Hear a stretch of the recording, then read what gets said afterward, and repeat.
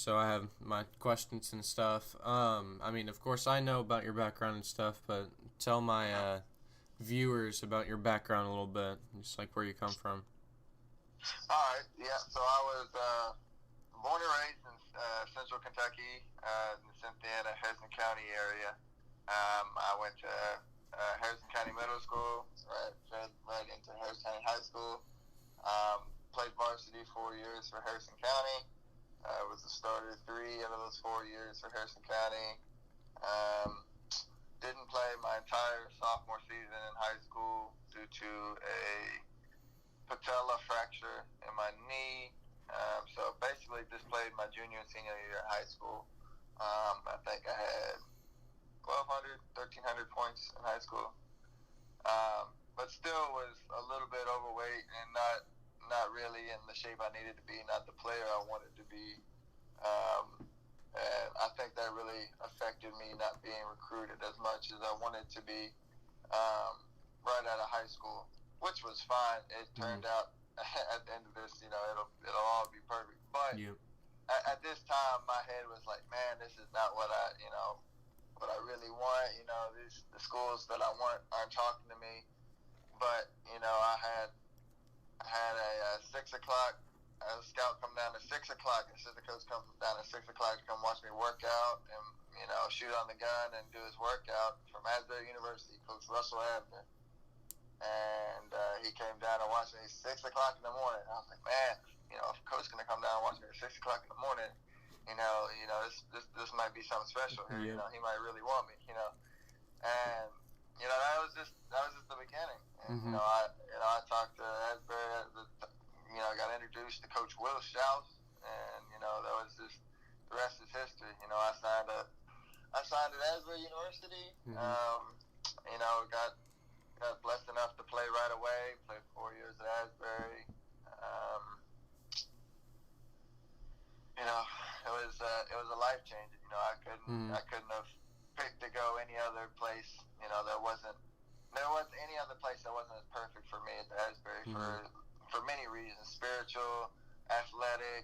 The people there, the coaches, my teammates. Everything was just spot on perfect. So anybody that says the guy doesn't have a plan is absolutely bonkers. Yeah.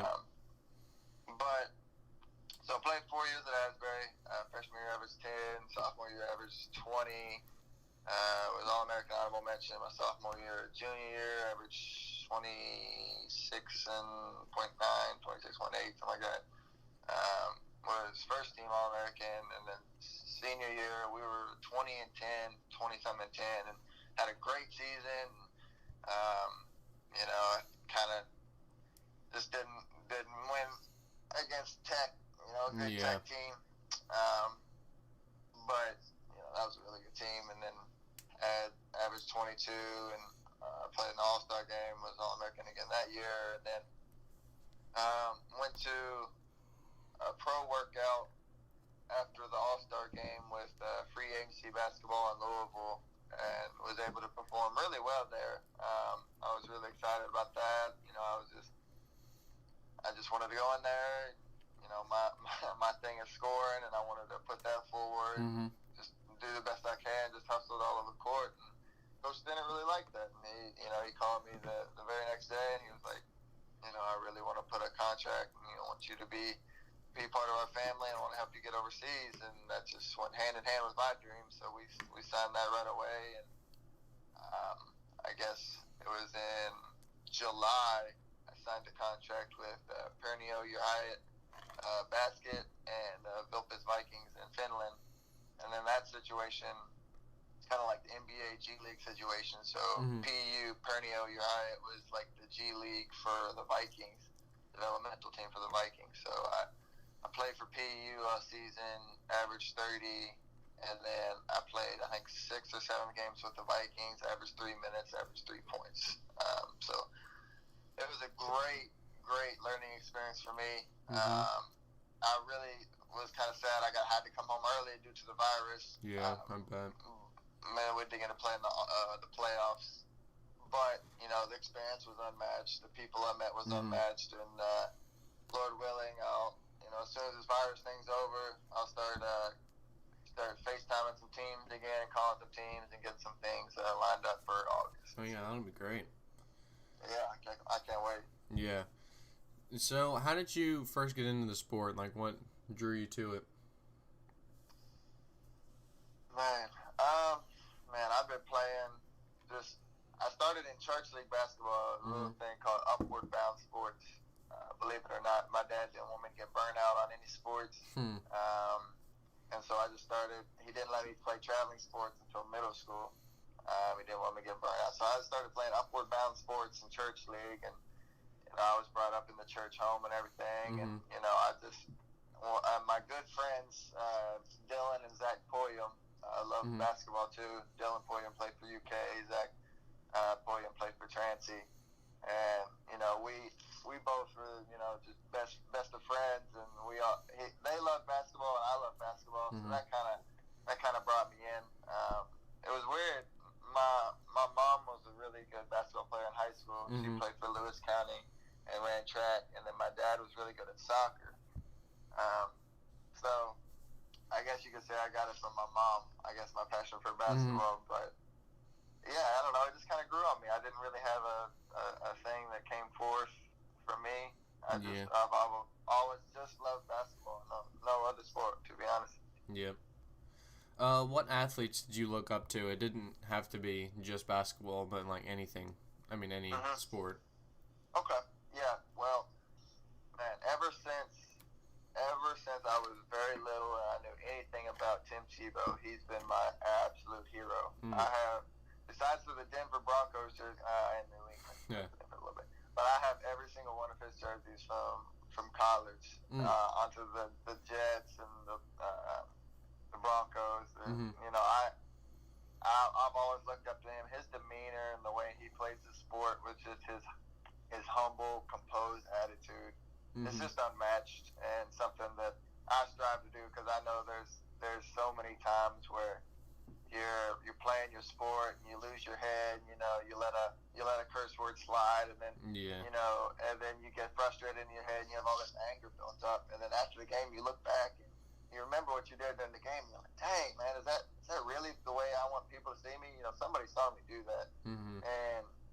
And I always go back to Tebow, and everybody said about Tebow, like, if they laid a hard hit on Tebow, like, he'd pat him on the butt and say, good hit or something like that. And then, that's just incredible to me, to have that mindset of such clarity and such, fulfillingness with the love of Jesus, even when you're playing your sport. And, that's something I always looked up to and always strive to be. So, Tim Tebow is definitely it for me. Yeah. What are some of your favorite moments, like you can describe them playing basketball? Favorite moments. Okay, I'll go all three levels. So in high school, my favorite moment. So we were really good my senior year. We had a point guard, plays NAIA Division I now for Mark Methodist, and he played for Harrison County with me. And then we had Zach Poyum, who played at Transy. We had a really good sound group at Harrison County. And we were beating some teams, so we go into our first round of district tournament. We beat Nicholas County, then we move on to the championship, play Pendleton County, and we lose by 2. We get upset really bad, and we were just, morale was down, everything was down. And the number 2 team in the state at the time was Mason County. They had 2 Division I guys. It was really good. So we go into Mason County as a loser of the district. We play Mason County the first round at Mason County. There wasn't a seat in that place. And we go in, and we beat them by 4 at that place. Our fans stormed the court. Like, it was crazy. Yeah. It was like we won the state title, but we won the first game, after being upset. So that was crazy for me. That was definitely the most fun point in high school. And then college, I'd have to say my favorite moment in college was when we played Kokomo. I think that was just a really big turning point in our season specifically, because Kokomo obviously they went to the championship of the tournament that year. Yeah. And they come to our house, and we beat them by like 20, 24, 22, something like that. It was really fun to, at the very end of the game, hit that 3, get the crowd all into it. Oh, and stuff. And then after the game, dancing with the student section. Yeah. You know, that was my favorite moment in college. Mm-hmm. And then in the pros, there was a game. There was a game where we played our rivals, which is just a town over. They came in the developmental league, the PEU team. Mm-hmm. Man, I had a good game. I ended up having 47 points, and we won. And at the very end, one of the people that sponsor the team, he runs like a concession stand up there. He brought down hot dogs for everybody in the locker room. And we had a good time, and they loved the sauna there. So we had a big sauna party that night, and it was just a blast. There was a lot of fun things about that, but that was a good memory for sure. So I asked you your favorite memories. What about your most embarrassing moment playing at all? My most embarrassing moment. Okay, my most embarrassing moment by leaps and bounds is something that's motivated me. It was my screensaver for 3 years in college. Mm-hmm. We played the University of Kentucky, and whatever happened, that game, the outlook, everything was fine. That's not the part that bothered me. I was 0 for 10 from the field, and then 0 for 2 from the free throw line, and just played absolutely atrocious. In front of so many people. I had so many friends and family that came to that game, and I just absolutely just dropped it. And it was against Bam and Fox and Monk and and Mulder. Now it's started for the Warriors so they had 5 NBA starters, but I absolutely dropped the ball that game. But it turned out like my most embarrassing moment, and it really embarrassed me because I used it so much for motivation. Like I said, it was my screensaver for 3 years, but yeah, that motivated me so much because that was personally so embarrassing for me, and I to this day I've never let that go. Yeah, that's definitely my most embarrassing moment. Mm-hmm. What do you think about The Last Dance right now? Have you been watching that at all? Believe it or not, we don't have cable at the house. Dad's a big anti, stare at the TV for hours, which is good. I haven't had it since a little kid. But I've been watching clips and stuff and seeing Twitter's reaction, so I felt like I've been a part of it. I've seen enough clips and stuff. But, man, you gotta love Michael Jordan's. You either love it or you hate it, his outlook on the game. I mean, he pours his absolute blood and heart and sweat and tears all in the game. I mean, even when he's interviewing, he's like, he gets choked up when he's talking about how much he loves it, and he's like, no, I need a break. That's just that's magical. You know? That really surprised me. Yeah, that really surprised me too. And somebody that's that dedicated, that willing to. I mean, because it's he makes it easy to sound like to cuss a teammate out if they're messing up or yell at a teammate. That's not easy. How usually you yell at a teammate, they yell back. You usually don't have that relationship. They respected him so much as to be able to take it and move on and stuff like that. So he's definitely I don't think there'll ever absolutely be another player like Michael Jordan. Oh, no. I mean he's just one of a kind. Mm-hmm. But in retrospect though, I would like to see Michael play in today's time. I think that would be phenomenal. Yeah, that's the talk nowadays. It's like with that, and while they're talking, have the LeBron Jordan debate. It's been going on for years. What do you think about that? Man, I think it's tough. Believe it or not, I do have an opinion on it. I'm lean on LeBron's side, to be completely honest. Man,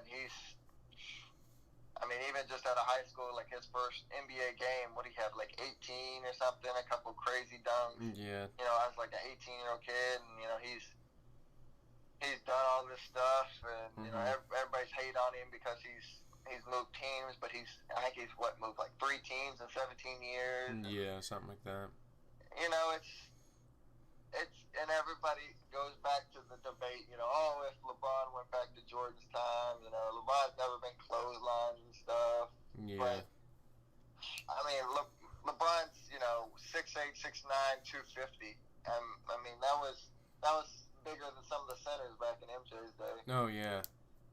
It's just, I don't know. It's like bigger than Rodman. Zero hate to MJ because, you know, I spoke highly of him before, but it's just, I just think LeBron almost is like leaps and bounds superior as a basketball player. So that's my take on it. I know it gets like ridiculed a lot. Yeah, it does, definitely. Because just going back and forth the whole time about it. Yeah, a lot of people have strong opinions about that. Yeah. Do you think there should be any changes to your sport or level of sport? I asked my dad about that, and he thought that they should change stuff. Like, I forgot. I mean, just at the NAIA level, he said there should be some changes. But do you think there should be any changes to any level? Man, yeah, I feel strongly about putting a shot clock in high school. I think that's something that should be, because there's still to this day coaches that like they'll get up a certain amount of points to a team they're not supposed to beat and then try to hold the ball or something really goofy like that. And I think that's just ridiculous and has to be unacceptable. Yeah. I mean everybody has to move up, I think, with the age almost, and I think high school is just behind the curve on that. And then the NAI, I really can't think of anything that should change. I think, man, I'm trying to think of something. I don't know. I really like I think they moved the 3 back a little bit this year. Yeah, they did. I think it's NCAA 3 now, I'm pretty sure. Or something like that. Yeah, I think that's a good idea. Oh, yeah. I think that, well, for good reasons. I mean, obviously this is a different time period. You know, the 3's more heavily relied on. But, you know, it has to be respected. So now you got to respect it a little bit more. You got to, you know, put a little more arc on it, put a little more oomph on it, and, you know, maybe it'll implement the mid-range more. You know, people start driving more. You know, a little bit of different perspective now that they move the 3 a little bit. I think that's a good little change. I think that you always have to change and tweak the game a little bit to keep people on their toes. Oh, yeah. To keep, you know, the complacency level down, and, you know, everybody, you know, stays fresh in the game of basketball. I think that's very important. Yeah. So, next thing, what were your favorite, like, teams growing up? Like, sports teams of everything, like, sport-wise? Okay. Hey, yeah, another thing I got a lot of hate on. Ever since I was very, very little, I've been a huge Florida fan. I was a huge Steve Irwin fan, like Crocodile growing up. I had action figures, I had games and everything, and then my love of the Crocodile Hunter turned into my love of whatever sports team had a crocodile as their logo. And that was the Florida Gators, so that was how that happened. But yeah, man, I started loving them, and then they won the national championship with Joakim Noah, Al Horford, Corey Brewer, and all them, and then they won it again against Ohio State and Greg Oden the next year. Yeah, Parsons too. One of the years. Yeah. They're stacked. And then, they were stacked, man. And then that one year, the year they won it 07, the next year they won it in football. They had Chris Leak and all of them, and then they took the year off, and then Tebow came in after Chris Leak, and Tebow won it with Aaron Hernandez. Yeah. You know, all those guys. So, you know, I've always loved Florida. Everybody, you know, my dad gives me a hard time. You know, he knows the story, but my dad gives me a hard time. He says, I just love them because they started winning every championship at every level. Because I think they won it in baseball and women's softball.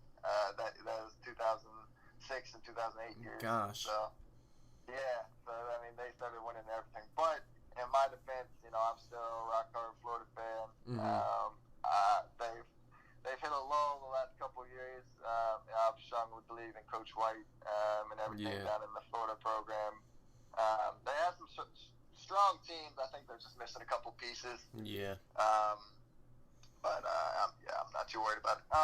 NBA wise, I've never really had a team. Like I said, I've kind of always been a little bit of a LeBron fan. I haven't been a crazy, you know, everywhere LeBron goes, I buy a jersey or that's my team or anything.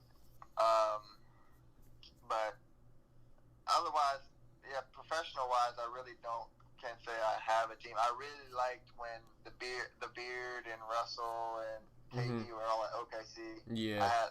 I bandwagoned to that team. Yeah. Back in the day.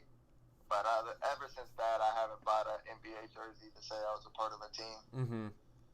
So I've just always been a diehard Florida fan. And I'm coming around to UK. I like supporting a little, homegrown UK stuff. So I'm with that too. Yeah. So Billy Donovan was coach for the Florida team for a while, and then he moved to the Thunder. What do you think about NCAA coaches moving up to NBA? And I mean, with some guys it's successful like Donovan, but sometimes, like even this past year, John Beilein with the Cavaliers, it didn't work out so well. What's your opinion on all like college coaches going on? That's a good question. I think that a lot of them with a lot of success in college are gonna have a pretty good amount of success in the NBA as long as they don't have an offense that they follow to an absolute T.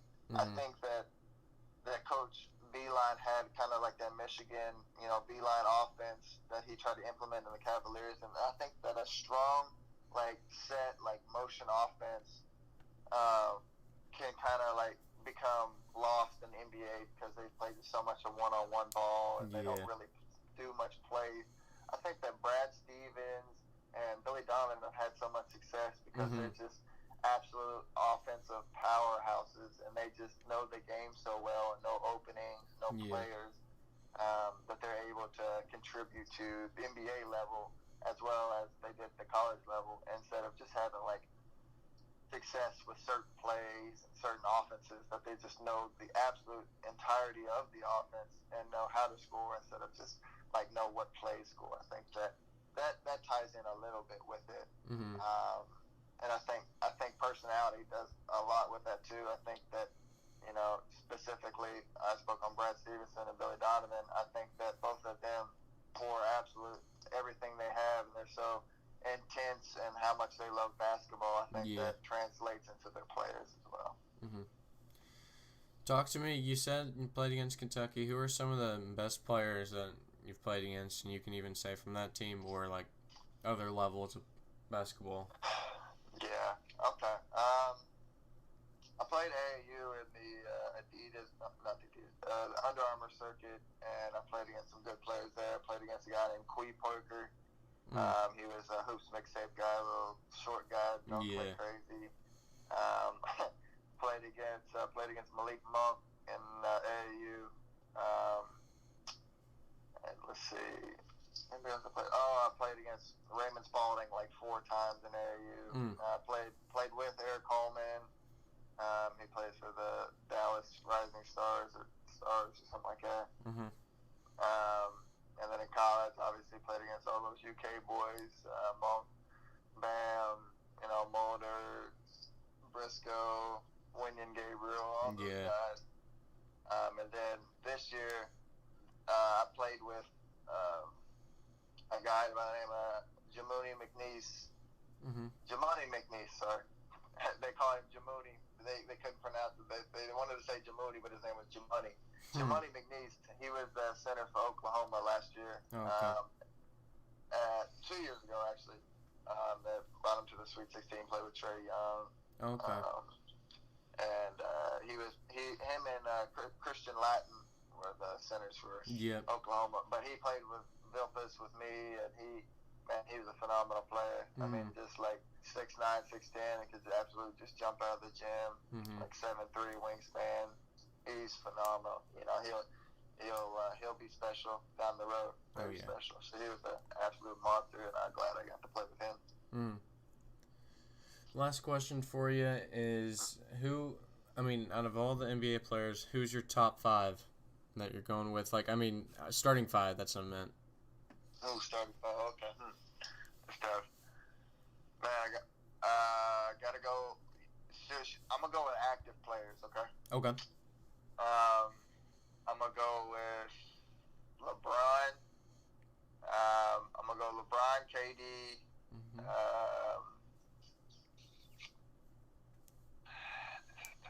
LeBron, KD. I'm gonna go with the He's a good one. Let's see. I need a point guard. I'm gonna go with Steph as my one. Mm-hmm. And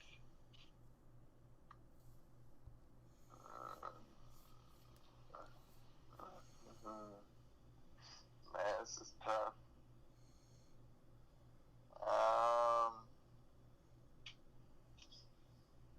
I might throw. Man, I might just throw a curveball and just throw Giannis in and just have a big group. Yeah, that would be a tough team to stop right there. Yeah, so that would be my go-to. Steph, Giannis, LeBron, KD, and Joker. I think that'd be a heck of a lineup. Oh yeah, definitely. Yes, sir. All right, any closing thoughts for my podcast? No, I appreciate it, and everybody listening. Trenton knows this stuff. He's an upcoming hooper, man. He's got big things ahead. Really dedicated dude. I appreciate you having me on, man. Oh yeah, thanks for coming on. I appreciate it. No problem, brother. Well, I appreciate you having me again, and I'll catch you later. All right, sounds good. All right, see you, brother. All right, see ya. All right, that's it for the podcast. Like,